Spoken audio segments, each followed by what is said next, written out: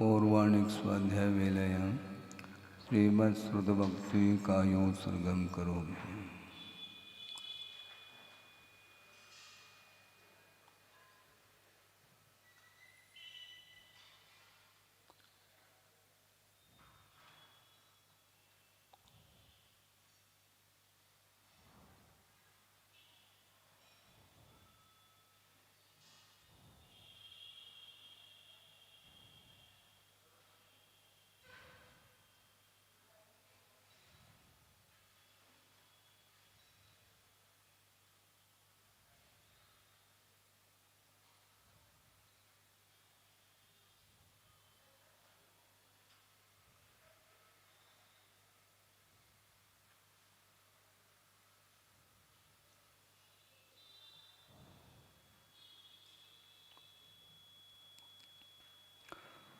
ओकारं बिन्दुसंयुक्तं नित्यं ध्यायन्ति योगिनः कामदं मोक्षदं चैव ओंकाराय नमो नमः।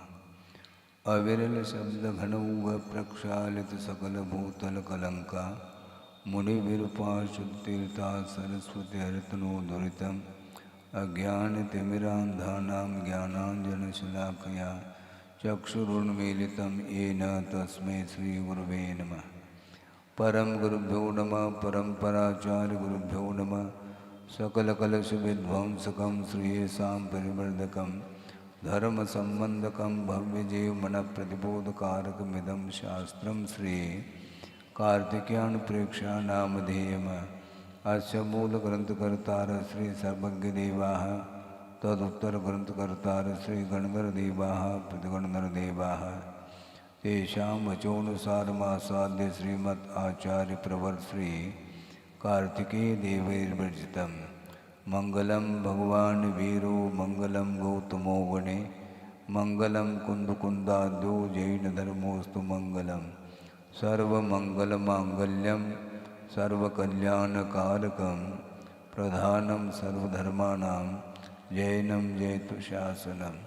कोटिशतं द्वादशैव कोटो लक्षाणि शीतिस्त्रिदिकानि चैव पञ्चाशदष्टोच सहस्रसङ्ख्यमेतत्श्रुतं पञ्चपदं नमामि।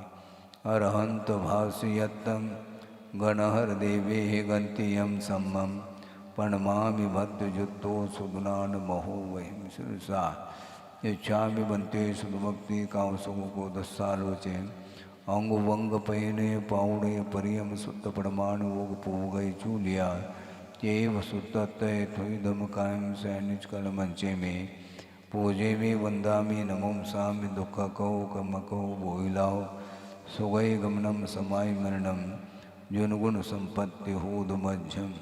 अथ पौर्वाणिक स्वाध्याय वेलायां श्रीमद् आचार्य भक्ति कायोत्सर्गं करोमि।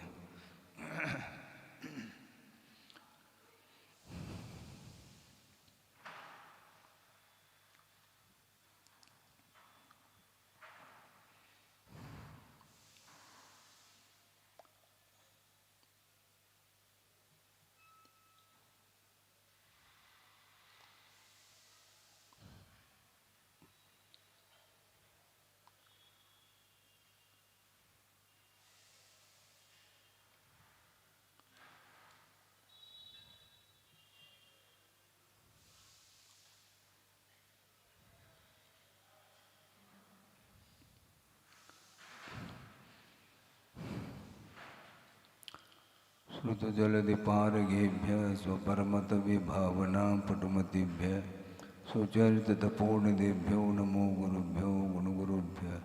छत्तीसगुणसमग्रे पंचव्याचार्यकरणसन्दर्शे शिष्यानुग्रहफुसदे धम्मायिरे सदा वन्दे गुरुभक्तिसंयमेनय तरन्ति संसारसागरं घोरं चुन्नन्त्यट्टकं मम जन्मनमरणं न पावन्ति ये नित्यं व्रतमन्त्रोऽनिरुता ध्यानाग्निहोत्राकुला षट्कर्मा विरता तपोधनधना साधुक्रिया साधव शीलप्रावरणा गुणप्रहरणा चन्द्रार्कतेजोदिकाः मोक्षद्वार्गपाठपाठनभटाः प्रीणन्तु मां साधव।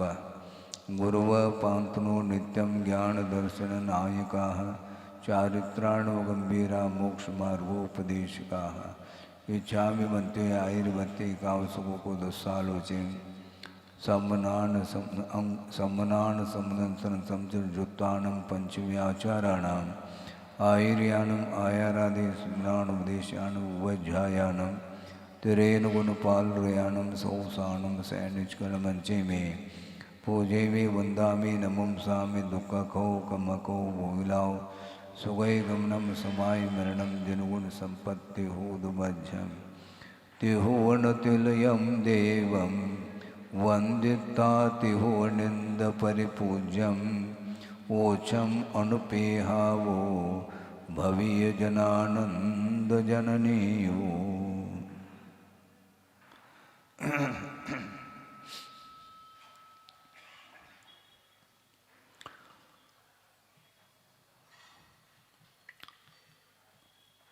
अनित्य अनुप्रेक्षा के विषय में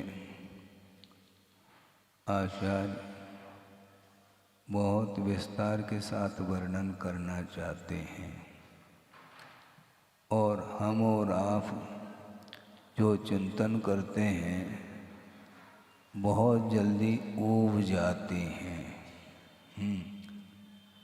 उसी विषय को कहाँ तक चिंतन करना, किंतु चिंतन करते हुए भी यदि हर्ष और विषाद से ऊपर नहीं उठ पाते हैं तो वह चिंतन सार्थक सिद्ध नहीं होता। हर्ष और विषाद ये दोनों परिणाम किसके परिणाम हैं? ये दो पर्याय हैं हर्ष और विषाद को लेकर के। 5 इंद्रियों के विषय होते हैं और उसमें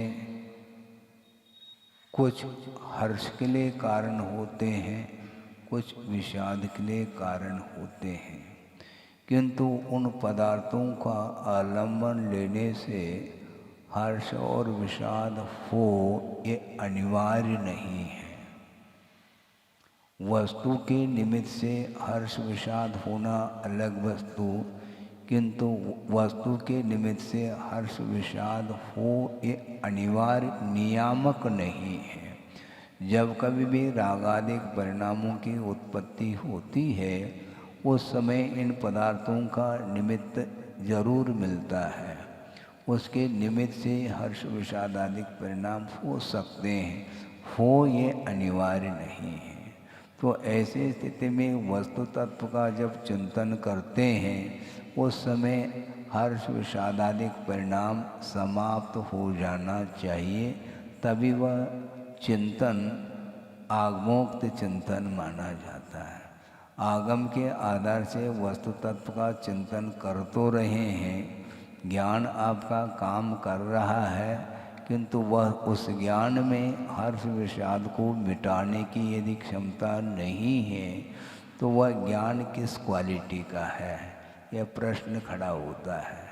क्योंकि पहले भी ये बात आई थी कि सम्यक दर्शन और सम्यक ज्ञान की उत्पत्ति क्रमशः नहीं होती, एक साथ उसकी उत्पत्ति मानी है। अर्थात सम्यक दर्शन के जो प्रतिपक्षी कर्म हैं वो कौन कौन से हैं? अनंतानंदी क्रोधमान माया लोभ और दर्शन मोने संबंधी 3 अर्थात मिथ्यात्, सम्यक मिथ्यात् और सम्यक प्रकृति। तो इन 7 कर्मों के उपशम से उपशम सम्यक, इन 7 कर्मों के क्षय से क्षयिक सम्यक और इन 7 कर्म में से जो सर्वघाती प्रकृति हैं उनका उदयाभावी क्षय, सदवस्था रूप उपशम और देशघाती स्पर्धक का उदय हो उसका नाम क्षयोपशम सम्यक माना है। तो जिस समय इन प्रतिपक्षी प्रकृतियों का उपशम आदि हो जाता है उसी समय वह सम्यक ज्ञान, वह ज्ञान समीचीन माना जाता है। पहले सम्यक दर्शन हो फिर बाद में कालांतर में जा कर के सम्यक ज्ञान हो, ऐसा नहीं। इसके उपरांत भी ज्ञान में समीचीनता जो आती है वह सम्यक दर्शन के माध्यम से ही आती है। दोनों की उत्पत्ति एक साथ होते हुए भी कारण कार्य की व्यवस्था को आचार्यों ने स्वीकार किया है। इसका अर्थ ये नहीं लेना कि कारण पूर्व क्षणवर्ती होता है, उत्तर क्षणवर्ती कार्य होता है, एक सामान्य कथन है। किंतु इस प्रकार के भी विषय आते हैं जो एक साथ उत्पन्न हो जाते हैं।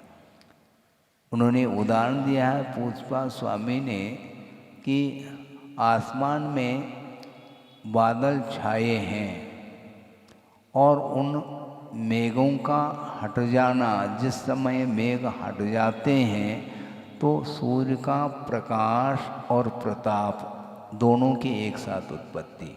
ऐसा नहीं पहले प्रकाश हो फिर बाद में प्रताप हो, ऐसा नहीं। उसी प्रकार एक शोभसम होने के तत्काल उसी समय सम्यक दर्शन की उत्पत्ति और सम्यक ज्ञान की उत्पत्ति एक साथ होती है, ऐसा कहा। सवितु मेघ पटल विगमे सति प्रताप प्रकाश प्रताप अभिव्यक्तिवत, ऐसा कहा।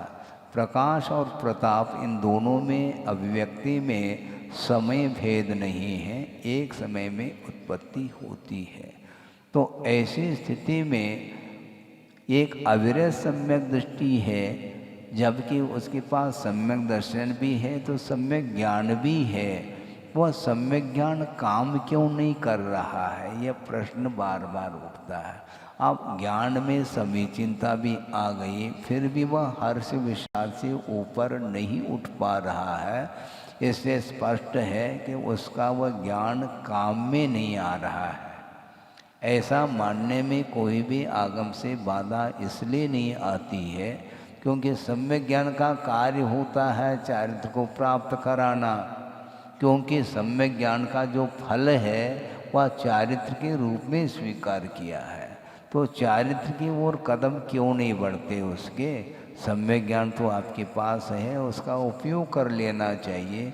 किंतु सम्यक ज्ञान होने से, सम्यक दर्शन के माध्यम से सम्यक ज्ञान होने से वह सम्यक दर्शन के अनुरूप आचरण तो कर सकता है, किंतु पापों के त्याग के रूप में जो आचरण है उसके लिए और मेहनत करनी पड़ेगी।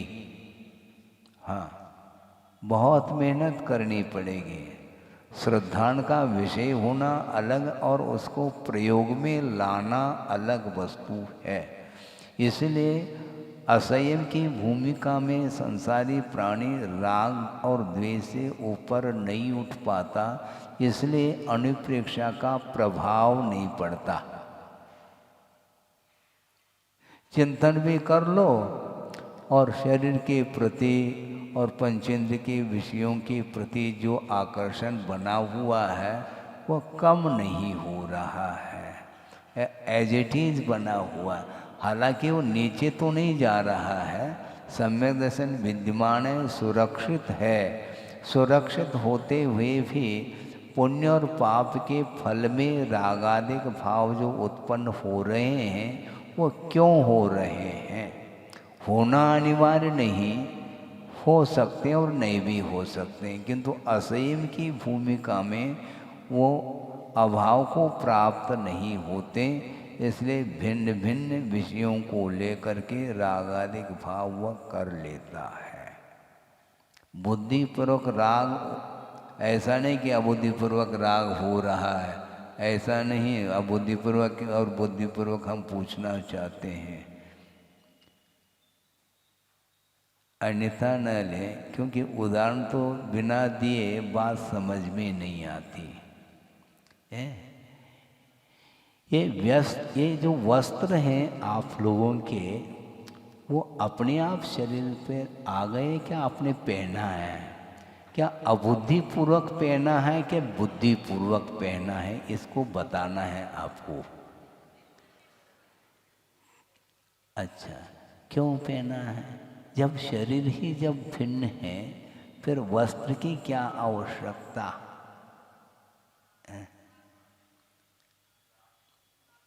और दूसरी बात, महाराज हमारी भूमिका है, ठीक है भूमिका है, वस्त्र पहन लिया, लेकिन उसकी क्वालिटी मेंटेन करने में क्यों मन बार बार करता है?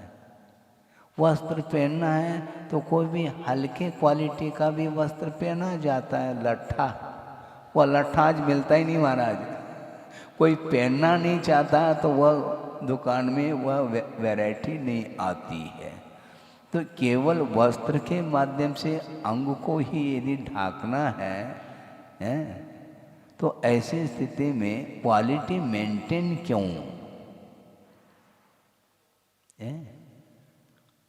है? ये अपने आप नहीं होता। देखो, ये बुद्धिपूर्वक किया जा रहा है, अबुद्धिपूर्वक नहीं। वो वस्त्र पहनता है और प्रेस्ड पहनता है। धो करके सीधा सीधा वस्त्र पहन लो, उसमें शाइनिंग नहीं आती महाराज, उसमें जो चमक है वो देखने में नहीं आती। उस चमक से क्या शरीर के साथ संबंध है? क्योंकि शरीर की रक्षा धूप है और बारिश है इत्यादि, ठंड इत्यादि से बचने के लिए मान लो आपकी भूमिका के अनुरूप वस्त्र की आवश्यकता है, हम मान लेते हैं, किंतु उसमें ये चमक दमक क्यों? ये भी अबुद्धिपूर्वक हो रहा है क्या? देखो, जहाँ चयन है, चुनाव है, निश्चित रूप से राग है। अनेक प्रकार की क्वालिटी वैरायटी मिल रही है दुकान में, कपड़े की दुकान में, तो आप चयन क्यों करते हैं? चयन के बिना चैन से सो नहीं पाएंगे आप, हैं? बेचैन हो जाएंगे। अच्छी क्वालिटी, सुपर क्वालिटी को ही खरीदते हैं। ये जो चुनाव है ये बिना राग के हो रहा है क्या? उस समय वह अनुप्रेक्षा कहाँ चली जाती? अनित्य है, वस्त्र भी अनित्य है, शरीर भी अनित्य है, ये सब पर्याय अनित्य। उस समय चिंतन नहीं होता। बाद में अच्छे ढंग से पहन करके फिर बाद में अनित्य भावना का हम चिंतन करते हैं। हाँ, बहुत अच्छा, अनादिकालीन संस्कार है तो मुझे उपदेश की कोई आवश्यकता नहीं है। अब जब संस्कार अनादिकालीन है तो स्वाध्याय करने से होना क्या है? फिर प्रश्न ये उठता है। बहुत अच्छा, बीच बीच में प्रश्न किया करो ताकि हमें थोड़ी सुविधा होती है आप लोगों को समझाने के लिए। अनादिकालीन संस्कार हैं, उन संस्कारों को हम डिलीट कैसे कर पाएंगे? वस्तु तत्व के स्वरूप की ओर दृष्टि यदि मान लो नहीं जा पाएगी अनादिकालीन संस्कार के कारण, वो संस्कार निरंतर बढ़ रहे हैं तो वो संस्कार कभी भी समाप्त नहीं हो पाएंगे। फिर मनोज्ञान मनोगिंद्रिय विषय रागत द्वेष वर्जनानि पंच, ये सूत्र को लिखने की क्या आवश्यकता थी उमा स्वामी महाराज को? क्योंकि उनको भी ज्ञान था कि अनादिकालीन संस्कार है तो आगम की रचना करने की क्या आवश्यकता है? ये निष्प्रयोजन सिद्ध होगा। ऐसा नहीं, अनादिकालीन संस्कार होते हुए भी उन संस्कारों को दूर करने के लिए निरंतर पुरुषार्थ करने की आवश्यकता है और पुरुषार्थ के बल पर ही हम रागादिक परिणामों से ऊपर उठ सकते हैं, अन्यथा नहीं। पता, शरीर के प्रति जो अनुराग है वो अनुराग कौन सा है? वो विषयानुराग है, ये ध्यान रखे। राग दो तरह का होता है, एक विषयानुराग और धर्मानुराग। बार बार घूम फिर करके विषय इसी को इसलिए दिया जाएगा क्योंकि निरंतर चिंतन करने के बाद भी वह स्वरूप का परिज्ञान नहीं हो पा रहा है, इसलिए राग द्वेष की भूमिका से वह उठ नहीं पा रहा है। इसलिए शरीर के प्रति जो अनुराग है वह विषयानुराग है। आप आज समझो या कल समझो, समझने में तो एक ही बार आती है, बार बार। अब देखो, स्कूल छात्र स्कूल जा रहा है, ठीक है, एक कक्षा से दूसरी कक्षा में पहुंच गया, दूसरी से तीसरी, तीसरी से चौथी कक्षा में पहुंच रहा है, और आप उसी कक्षा में बैठे हैं। समझ में बात नहीं आ रही मुझे। आपका जो बालक है वो अध्ययन करके कक्षाओं को एक एक साल में पार करता हुआ उसका ज्ञान का विकास निरंतर हो रहा है। ये पुरुषार्थ के बल से उसने ज्ञान में विकास किया है। फिर आप उसी कक्षा में कितने साल से आ रहे हैं? साल मत पूछो, कितने भव से आ रहे हैं, उत्तर दो। अभी भी उसी कक्षा में आप बैठना चाहो, आपको संकोच का अनुभव नहीं होता? उसी कक्षा में हम जा रहे हैं, 1 2 1 2 कर रहे हैं। कब तक करोगे? कुछ तो पुरुषार्थ करो, और पुरुषार्थ किए बिना रागादिक भाव समाप्त नहीं हो सकते हैं। नहीं वस्तुदोद बंधु, वस्तु के माध्यम से बंद नहीं होता, वस्तु के बिना भी बंद नहीं होता, किंतु वस्तु के उपस्थिति में भी हम रागादिक भाव यदि करते हैं तो बंद होगा, अन्यथा बंद नहीं हो सकता। ये सिद्धांत है। प्रतिदिन अनुप्रेक्षा करते हुए भी वो परिणाम क्यों नहीं आ पा रहे हैं वीतरागता के?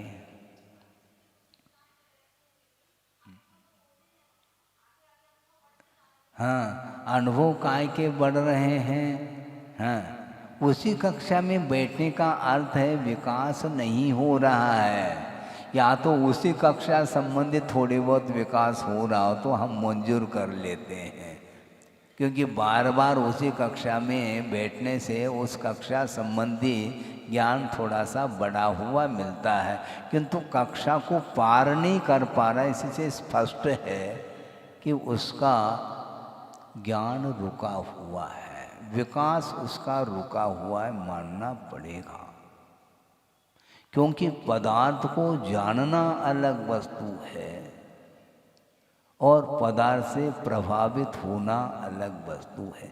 हम बुद्धिपूर्वक प्रभावित हो रहे हैं क्या अबुद्धिपूर्वक? इसको पहला कम से कम चर्चा का विषय बना लो। भिन्न भिन्न इंद्रियों के जो विषय हैं, आवश्यकता के अनुरूप उनका ग्रहण करना होता है, किंतु उसमें जो चुनाव है वह बिना राग के हो रहा है क्या? श्रद्धा तो है महाराज, है। राग बंध के लिए कारण है, ये श्रद्धा का विषय बना हुआ है यदि सम्यक दृष्टि है तो, ठीक है ना। तो रागादिक ये राग बंध के लिए कारण है, द्वेष बंध के लिए कारण है। इस प्रकार श्रद्धान बना हुआ है, और श्रद्धान जब आपका पक्का हुआ है तो राग क्यों नहीं छोड़ते? हे को हे के रूप में जान रहे हैं और उपादेय को उपादेय के रूप में जान रहे हैं। ये जानना तो हो रहा है किंतु छोड़ना नहीं हो रहा है। तो आपने जाना तो किस रूप में जाना? वहाँ श्रद्धान भर हुआ है, और श्रद्धान विश्वास होने के बाद भी उससे उठने का उसको पुरुषार्थ बिना पुरुषार्थ के आगे गाड़ी बढ़नी चाहिए थी, क्योंकि श्रद्धान ही हो चुका है। श्रद्धान होने के उपरांत भी उसको क्यों ग्रहण कर रहा है? क्योंकि श्रद्धान अलग वस्तु और चारित्र अलग वस्तु, ये क्लियर है। हाँ, एकदम क्लियर कट है, इसमें कोई भी संदेह नहीं है। मात्र श्रद्धान हुआ, चीज अच्छी लगी किंतु खरीद नहीं रहे, तो क्या मतलब हुआ? क्वालिटी बहुत अच्छी लग रही है तो खरीदो ना उसको, है? क्यों नहीं खरीदते?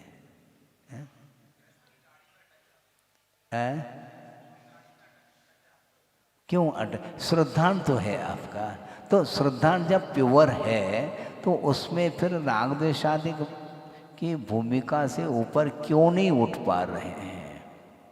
क्योंकि अनुप्रेक्षा चल रही है। जब अनित्य का श्रद्धान आपका हो गया है, मजबूत हो गया, क्योंकि विश्वास के साथ आपने अनित्य मान लिया, किंतु वस्तु को अनित्य के रूप में स्वीकार करते हुए भी उस अनित्य वस्तु के प्रति आपका आकर्षण अभी भी समाप्त नहीं हो रहा है, तो आपने अनित्य जान लिया, इसमें लाभ क्या हुआ मुझे बताओ आप। समझने के लिए अन्यथा न लें, एक सम्यक दृष्टि है और एक मिथ्या दृष्टि है, ठीक है। अब मिथ्या दृष्टि को भी ज्ञान है आगम का, और सम्यक दृष्टि को भी आगम का ज्ञान है, और दोनों अविरत अवस्था में विद्यमान है। तो दोनों में फर्क क्या है फिर? यदि अंतर है तो श्रद्धान का अंतर है, इससे ज़्यादा कुछ अंतर नहीं है। चाहे आज छोड़े चाहे कल छोड़े, सम्यक दृष्टि उसने धारणा बना ली कि वस्तुतः यह अनित्य है, ये ग्रहण करने योग्य नहीं है, ये है क्योंकि पंचेंद्रिय के विषय बंध के लिए कारण है, इनके माध्यम से राग उत्पन्न हो सकता है, ये राग के लिए निमित्तभूत सामग्री है।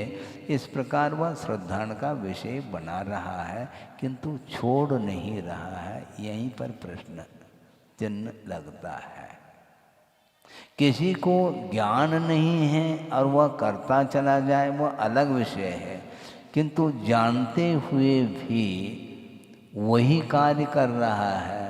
इसलिए कल परसों भी हमने बात कही थी कि योग अर्थात मन वचन काया की जो चेष्टाएं हैं, वो चेष्टाएं मिथ्या दृष्टि और सम्यक दृष्टि की चेष्टाओं में कोई अंतर देखने को नहीं मिल रहा है, क्योंकि अविरत अवस्था में एक मिथ्या दृष्टि भी भोजन कर रहा है और अविरत सम्यक दृष्टि भी भोजन कर रहा है। दोनों चाव से ले रहे हैं। दोनों की उस प्रवृत्ति में अंतर क्या देखने में आ रहा है, हम यही पूछना चाहते हैं।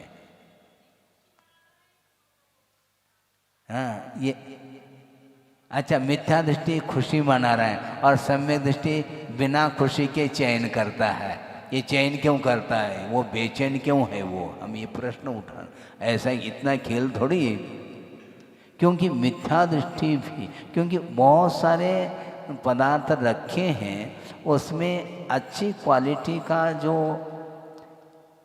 भोजन है उसी को ग्रहण कर रहा है। सम्यक दृष्टि में और मिथ्या दृष्टि में, दोनों में क्या अंतर है मुझे बताओ। अविरत सम्यक दृष्टि रूखा सूखा खाना चाहिए ना, क्योंकि श्रद्धान आपका हो चुका है कि यह अनित्य है।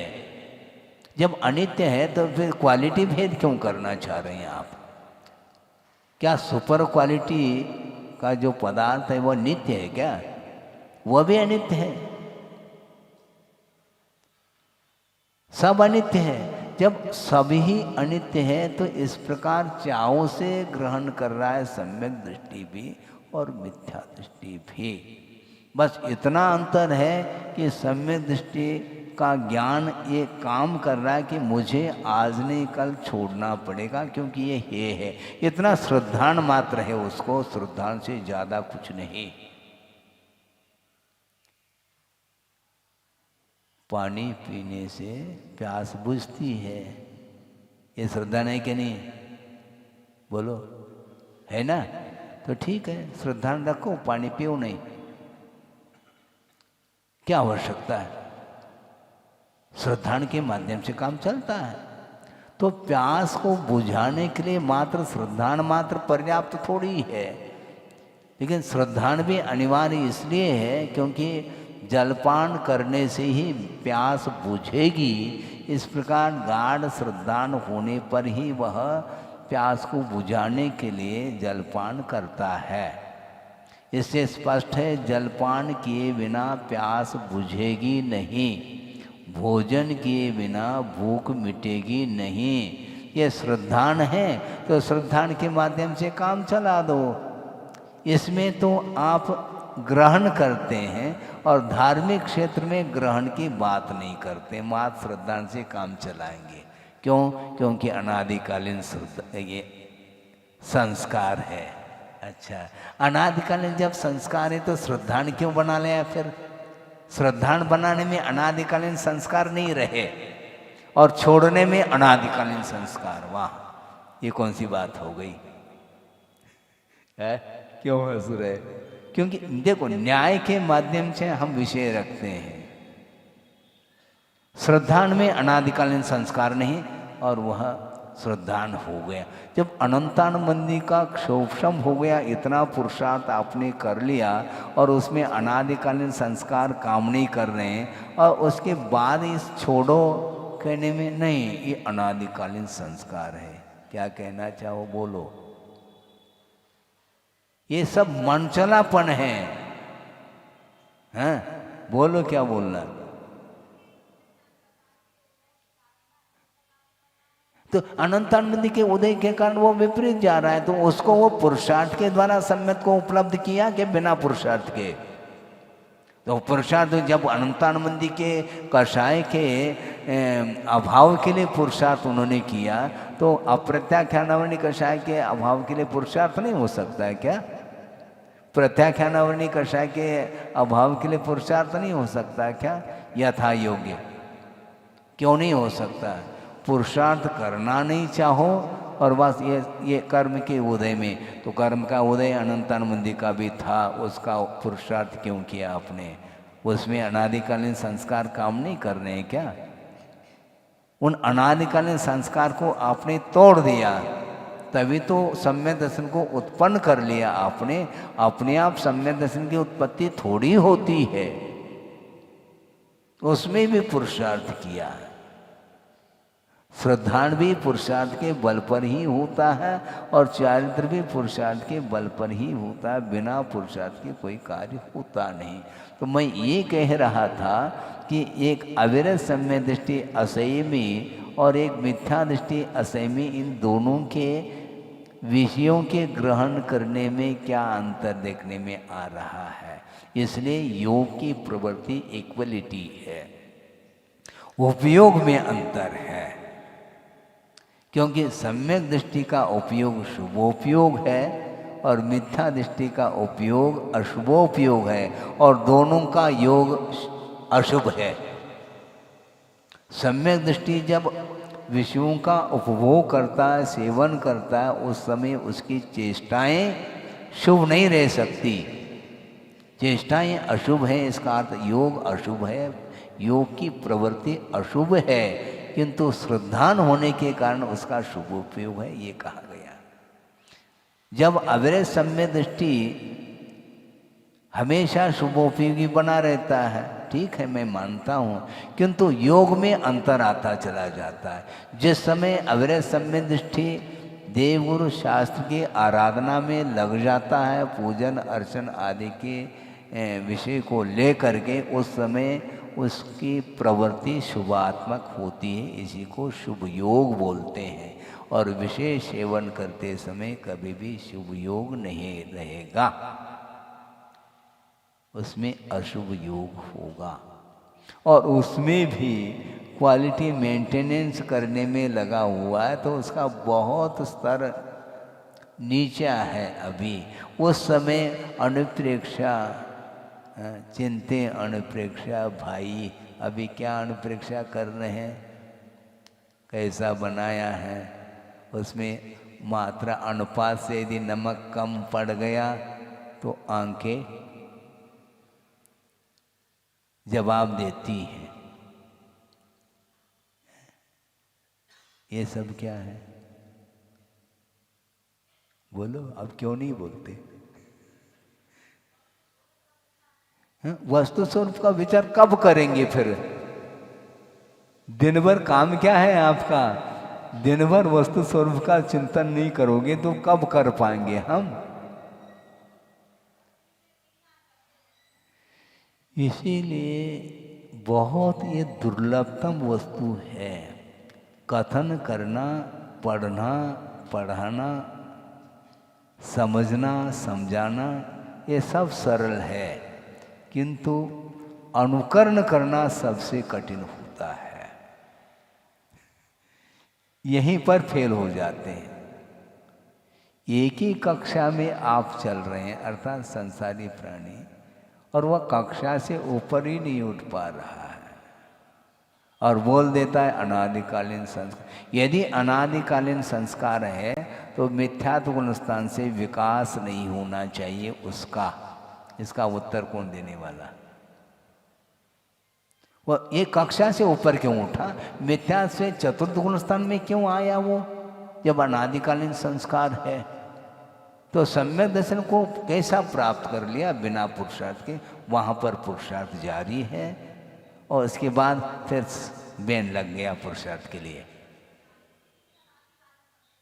क्या है ये? गलत है, ये धारणा गलत है, ये आगम सम्मत नहीं है, ये ध्यान रखो। ऐसा कहाँ लिखा है? हमें पहला एविडेंस दे दो, बहुत कठिन हो जाएगा।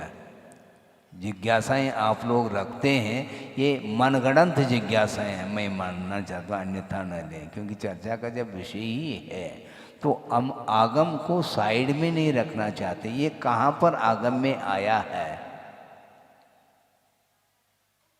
हो गया, अपने आप हो गया, क्या प्राप्त किया?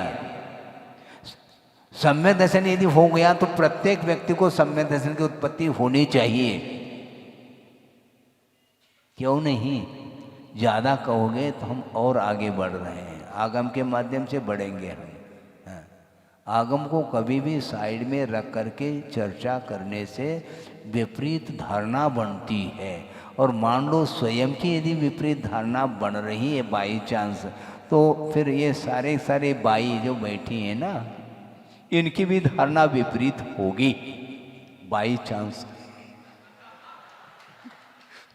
तो ये उनके ऊपर भी जाएगा। तो आप क्या सोच रहे हैं? क्योंकि हमारी धारणा अपने तक सीमित हो तो फिर भी हम सोच लेंगे, किंतु सार्वजनिक रूप से इस प्रकार की धारणा आप बना करके सामने रखोगे तो सबकी धारणा विपरीत ही होती चली जाएगी। उसमें बहुत बड़ी हानि उठानी पड़ेगी, कि बल्कि इतनी हानि केवल स्वयं का ही अहित नहीं, सबका अहित होगा। इष्ट है क्या? इसलिए आचार्य ये कहते हैं कि आप धारण न कर सको, चारित्र को अंगीकार नहीं कर सको तो कोई बाधा नहीं, किंतु वस्तु तत्व का श्रद्धान यथार्थ होना चाहिए। यही सत्य है, यदम एव कहा है। मन के अनुरूप श्रद्धान बनाओगे तो वह आगमिक श्रद्धान, आगमोक्त पद्धति से वह श्रद्धान नहीं बन पाएगा। जैसा स्वरूप विश्लेषित किया है आचार्यों ने, उसी प्रकार धारणा बनाएंगे तो हम आगे बढ़ पाएंगे, अन्यथा हम न्याय से स्खलित हो रहे हैं। एक जगह हम पुरुषार्थ के लिए जोर दे रहे हैं, सम्यक दर्शन के क्षेत्र में तो पुरुषार्थ कर लिया, बिना पुरुषार्थ के वो भी उत्पन्न नहीं हुआ, और चारित्र के क्षेत्र में अपने आप होगा, क्योंकि अनादिकालीन संस्कार है। तो अनंतान मुंदी के क्षय क्षोभम उपशम के लिए अनादिकालीन संस्कार रहे नहीं, और चारित्र के अपेक्षा से अनादिकालीन संस्कार, ये सब क्या ये न्याय माना जाएगा? कोर्ट में जाओ, संभव नहीं है वो। ये कमजोरी है, अपनी कमजोरी को हमें स्वीकार कर लेना चाहिए। इसके माध्यम से श्रद्धान और मजबूत होगा। नहीं है तो निश्चित रूप से हम स्खलित होते चले जाएंगे। रागादि का परिणाम करना और नहीं करना, इसमें स्वतंत्रता है, ये ध्यान रखें। नहीं तो चारित्र के क्षेत्र में हमें ये कर्म का उदय है तो ठीक है, तो उसमें भी कर्म का उदय था ना, तो अपने आप उपशम क्षय क्षोभम हुआ है क्या? उसमें भी पुरुषार्थ किया है, तो उसी प्रकार इसमें पुरुषार्थ करो। हाँ, राग छूट नहीं रहा महाराज, छोड़ना पड़ेगा, ये ध्यान रखो। या छोड़ना ही पुरुषार्थ है। हाँ, करोति क्रिया, करने रूप क्रिया, होने रूप नहीं। होने रूप, करने रूप, इन दोनों क्रियाओं में अंतर है। मैं और पूछना चाहता हूँ, कोई भी व्यक्ति है, उसको क्या बोलते हैं आप, बाल जो व्यवस्थित हुए हैं आपके, वो अपने आप हुए हैं क्या? नहीं है, क्योंकि इधर इधर इधर और इधर की इधर, ये जो बाल हो रहे हैं ये अबुद्धिपूर्वक बाल हो गए। ये क्या कर लिए हैं? किया है। सारी सारी क्रियाएं आप करते हैं, होते नहीं। हंस रहे से स्पष्ट है, क्लियर है वो। हाँ, हाथ जोड़ करके बोल रहे बहुत अच्छा किया आपने, कम से कम श्रद्धा तो सही रख रहे हैं आप। क्योंकि ये सारी सारी क्रियाएं बुद्धिपूर्वक होती हैं, अबुद्धिपूर्वक नहीं। आपका मुख देखने में नहीं आता है और बाल को संवारना है तो आईना लेते हैं और देख करके वह सारे सारे बालों को व्यवस्थित आप कर रहे हैं, हो नहीं रहे हैं। अब अव्यवस्थित कब होते हैं? वो हवा के कारण वो अव्यवस्थित, आपने अव्यवस्थित किया नहीं, व्यवस्थित ही किया। हवा के कारण उसमें फिर अव्यवस्थित हो गए बाल। उसमें तो कहेंगे हो गए उसके निमित्त से, किंतु आप जो भी क्रियाएं करते हैं उसमें बुद्धिपूर्वक ही करते हैं, मानना पड़ेगा। बुद्धिपूर्वक ही राग होता है, अबुद्धिपूर्वक जो राग होता है वह अलग भूमिका है उसकी। 10वें गुणस्थान तक सूक्ष्म लोभ का उदय है, वहाँ पर जो राग की परिणति है वह चल रही है, राग किया नहीं जा रहा है, किंतु निचली भूमिका में, असंयम की भूमिका में राग कर रहा होता है। हाँ, इसलिए राग यदि करना भी है, राग करना यदि मान लो इष्ट है तो धर्मानुराग करिए आप, विषयानुराग नहीं है। टालियाँ उतनी बज जाती हैं लेकिन हमेशा टाली नहीं बजती वो है। उतने प्रसंग के अनुरूप टाली बज करके रह जाती है, पुनः यथावत वही क्रियाएं चलती रहती हैं। उस समय अनुप्रेक्षा काम में नहीं आती। क्यों? ऐसा संस्कार है। संस्कार नहीं, हम नहीं चाह रहे हैं। स्वयं की भीतर से पुकार होनी चाहिए कि मुझे इस प्रकार नहीं करना। तो मैं ये कह रहा था, यदि मान लो शरीर के लिए आवश्यक है तो जो जो साधन आवश्यक है तो उसमें सामान्य रूप से उसका इस्तेमाल करो, किंतु उसमें क्वालिटी भेद है तो वह बुद्धिपूर्वक ही उस पदार्थ को वह चुन रहा है, और चुनाव जहाँ तक है वहाँ पर तक विषयानुराग है, मानना पड़ेगा आपको। साधन के रूप में स्वीकार करना अलग, क्योंकि साधन किसी भी क्वालिटी का हो उससे क्या प्रयोजन है? साधन तो साधन है। हाँ? मनोज्ञा मनोगेंद्रिय विषय राग द्वेष वर्जनानि पंच। जब ये वस्तु अनित्य है फिर इसमें चुनाव क्यों? तो अनित्य की भावना नहीं है क्या आपकी? श्रद्धा क्या है? वस्तु नित्य नहीं है, अनित्य है, पल पल में मिटने वाली है पर्याय की दृष्टि से। जब ये गाढ़ श्रद्धान हो गया, और कौन सा गाढ़ श्रद्धान करना चाहो, पुरुषार्थ के बिना कोई भी चीज़ हासिल नहीं हो सकती है। हमने पहले भी वे विषय रखा, फिर से बार बार रखना चाहता हूँ ताकि प्रसंग के अनुरूप जो आप लोगों की जिज्ञासाएं जो उठ रही हैं वह समाप्त हो सकती हैं। मैं ये कहना चाहता हूँ, जो क्षायिक सम्यक्त की उत्पत्ति कहाँ पर होती है? कहाँ होती है?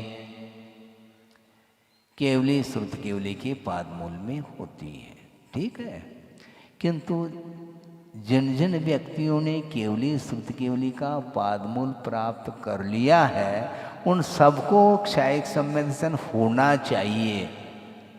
होता नहीं, प्राप्त किया जाता है, यहाँ पर भी पुरुषार्थ है, यह ध्यान रखो। तो आप ये कह दो जिसने प्राप्त कर लिया उसके अनादिकालीन संस्कार नहीं हैं और जो प्राप्त नहीं किया उसके अनादिकालीन संस्कार हैं, ऐसा बोल दो। फिर मतलब आपकी बात को ही रखा जा रहा है यहाँ पर। जिसने एक क्षायिक सम्यक को प्राप्त कर लिया क्या अपने आप हो गया? अपने आप हो गया तो सबको होना चाहिए। हम न्याय के माध्यम से चलते हैं, सिद्धांत को प्रस्तुत करते हैं। अन्याय क्यों हो रहा? अन्याय नहीं हो रहा। जिसने पुरुषार्थ किया है यथावत वह तो उसमें उत्तीर्ण हो जाता है, और जिसने पुरुषार्थ नहीं किया वो सानिध्य को प्राप्त करके भी वो वापस चला जाता है। जब कभी भी क्षायिक सम्यक की उत्पत्ति होगी वह केवली श्रुत केवली के पाद मूल में ही होगी, किंतु हो अनिवार्य नहीं, क्यों? बिना पुरुषार्थ के संभव नहीं। और पुरुषार्थ में भी योग्यता के अनुरूप होगा। इंद्रादिक सबोचरण में ही बैठे रहते हैं, उनको क्षायिक सम्यक तो हो जाना चाहिए प्रत्येक को, क्यों नहीं होता है? हाँ, इससे स्पष्ट है उसी के अंदर योग्यता है। लेकिन योग्यता होते हुए भी जितने भी मनुष्य वहाँ पर पहुँचे हैं उनके पादमूल में उन सबको क्षायिक सम्यक की उत्पत्ति नहीं हो पा रही। क्यों? पुरुषार्थ नहीं, पुरुषार्थ में कमी है। इसको स्वीकार करना पड़ेगा आपको हर हालत में। कौन से पुरुषार्थ की? क्योंकि पुरुषार्थ समीचीन करना चाहिए और समीचीन करते हुए भी उसमें परसेंटेज ऐसा कौन सा पुरुषार्थ करें महाराज हम मेरिट में आ जाए? इसलिए वस्तु तत्व का चिंतन निरंतर आपको करना ही पड़ेगा, और मात्र चिंतन नहीं करना किंतु परसेंटेज में उसको छोड़ना भी पड़ेगा। जब अनित्य है तो क्यों पकड़ रखा है? अनित्य को पकड़ने का पुरुषार्थ ये विपरीत पुरुषार्थ माना जाएगा। नित्य है उसको तो पकड़ नहीं रहा है, नित्य के शरण में नहीं जाना चाहता, अनित्य के शरण में जा रहा है।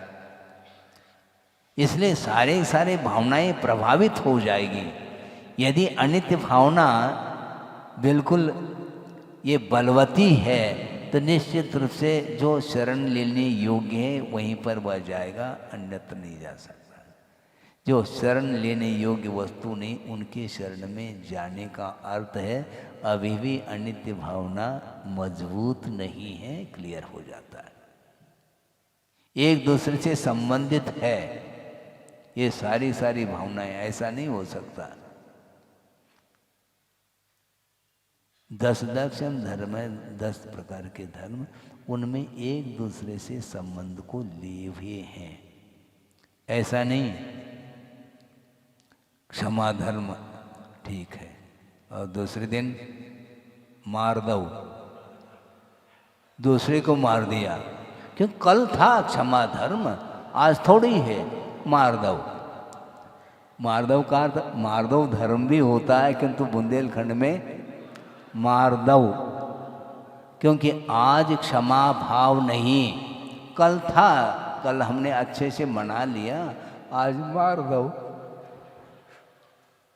तो ऐसा नहीं हो सकता। जिसके अंदर क्षमा भाव है उसके अंदर वह मृदुता भी रहेगी, और जिसके अंदर मृदुता है उसके अंदर सरलता भी रहेगी। एक दूसरे से संबंध को लिए हुए हैं। इसलिए अनित्य भावना यदि आपके अंदर आ गई तो आप शरण लेने योग्य जो नहीं है उसके शरण आप नहीं जा सकते। ये सिद्धांत है। आपका समय होने को है। गाथा को लेकर के थोड़ा सा विषय आज और लेकर के फिर कल और देखेंगे। कथा बिनम रमय लच्छी कुलीन धीरे विपंडिये सूरे पूज्ये धम्मिठे वियो सुवत्त सुयने महासत्ते कथविन रमय लक्ष्मी। किसी भी व्यक्ति में वह लक्ष्मी रमती नहीं, चली जाती वो, चाहे वो कुलीन व्यक्ति भी क्यों न हो। अच्छे कुल में पैदा हुआ है, अच्छी लक्ष्मी प्राप्त हुई है, किंतु वहाँ पर लक्ष्मी टिकती नहीं, क्योंकि वह अनित्य है। धीरवान व्यक्ति है, फिर भी पंडित है, सकल शास्त्रज्ञ ऐसा कहा। पंडित का अर्थ क्या? संपूर्ण शास्त्रों का पारगामी है, उसमें भी वह लक्ष्मी रहेगी नहीं। मैं शास्त्रज्ञ रहूं ना, आप शास्त्रज्ञ, इसमें क्या दिक्कत है? कर्म का उदय आ जाएगा तो उस लक्ष्मी वहाँ टिकेगी नहीं रहे, क्योंकि वो अनित्य है ना। तो अनित्य है, वो छूटेगी लक्ष्मी। कदम कदम पर वह कभी आती है, कभी चली जाती है, आना जाना उसका स्वभाव है, वो टिकती नहीं। और आप भी टिकते नहीं घर में, बहुत जल्दी बाहर चली जाते हैं खरीदी के लिए, घर छोड़ करके पुनः वापस आ जाते हैं। उसी प्रकार लक्ष्मी जो है ना, जब तक साता कर्म का उदय है, पुण्य कर्म का जब तक उदय रहता, तब तक वह लक्ष्मी बनी रहती है, किंतु वह राजा भी रंक हो जाता है। हमेशा राजा राजा क्या राजा नहीं, राजा बना है, पहले इसका अर्थ पहले रंग था, पक्की बात है। अनादिकाल से वह राजा था क्या? राजा बना है, पुण्य के उदय में वह राजपद उसे मिला है, और पुण्य समाप्त हो गया, पैसा हजम हो गया, मेला खत्म हो गया, खत्म। हाँ? मेला का आनंद क्या है? जेब में पैसा है तो मेले का आनंद है, नहीं तो वापस घर चले जाओ। वहाँ जा कर के करोगे क्या तुम? मिठाई मात्र देखने को मिलेगी, खाने को थोड़ी मिलेगी है? उसी प्रकार कर्म का, पुण्य कर्म का उदय रहता है तो लक्ष्मी बनी रहती है। सकल शास्त्रज्ञ है और शूर सुवट है, शूर वीर है, रहो आप। और जगत पूज्य है, लोगों में मान्यता प्राप्त है, गणमान्य लोगों में वह आता है। ठीक है, कब तक आओगे? कभी न कभी वह पर्याय समाप्त होगी। धर्मिष्ठ है, यानी धार्मिक कार्य करने में वह कुशल है, उसके बाद भी वह हमेशा लक्ष्मी व वैभव नहीं रह सकता। स्वरूप है, सज्जन है। और स्वरूप का अर्थ इन्होंने टीकाकार ने ये ले लिया, कामदेव आदि के समान जिसका रूप है, लावण्य है, इसके उपरांत भी वह समाप्त हो जाता है। परोपकार करने में वह चतुर है, ऐसे पुरुष और महान बलशाली है, इसके बाद भी उसके पास लक्ष्मी हमेशा टिकी नहीं रहती। वह पैदा हुआ है कहाँ पर? पुण्य के उदय में, सेठ के घर में उत्पन्न हुआ। ठीक है, वैभव पर्याप्त है, लेकिन रोग हो गया। अब जो प्राप्त जो वैभव है, संपदा है, उसका उपभोग नहीं कर सकता। डॉक्टर ने कह दिया अब तुम्हारे लिए कार बेकार है, क्योंकि हार्ट पेशेंट, अब जा नहीं पाओगे। फिर कैसे एम्बुलेंस में जा सकते हैं हॉस्पिटल तक? वैभव वो किस काम का? सारे सारे परिवार उस वैभव का उपभोग कर रहे हैं और देखता बैठा हुआ है, निराश उदास होकर के बैठा है, क्योंकि भगवान का दास नहीं हुआ था, इसलिए उदास होने की नौबत आ गई है। भगवान की आराधना करते तो उदासता क्यों आती जीवन में? यही तो समस्या है। वैभव मिल तो जाता है पुण्य के उदय में, किंतु उसके उपभोग करने के लिए भी पुण्य चाहिए। वह अंतराय कर्म का उदय आया है, असाता वेदनी कर्म का उदय आ गया। वह उपलब्ध जो भोग सामग्री वह उपभोग नहीं कर पा रहा है। कितना कष्ट का अनुभव। वो वैभव नहीं मिलना तो फिर भी ठीक है, मिलने के उपरांत भी उसका उपभोग तुम नहीं कर पाओगे। बेचैनी है।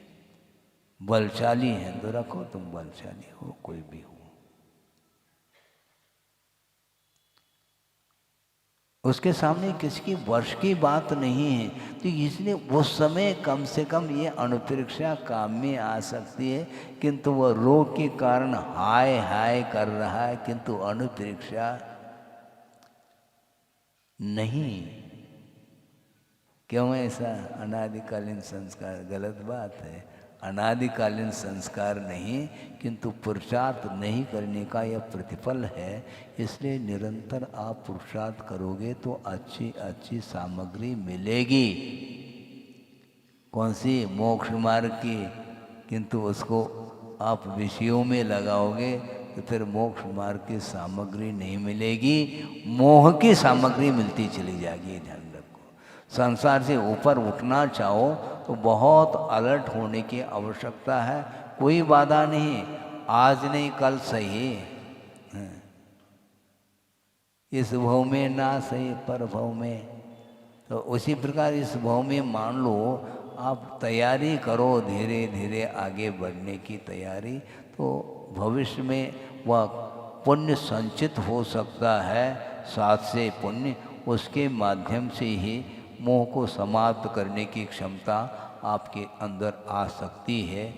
आए, इस पवित्र भावना के साथ इस विषय को समाप्त किया जा रहा है। बोधि समाधि परिणाम शुद्धि स्वात्मोपलब्धि शिवशोक सिद्धि चिंतामणिम चिंतित वस्तुदाने त्वां वंदमानस्य ममास्तु देवे।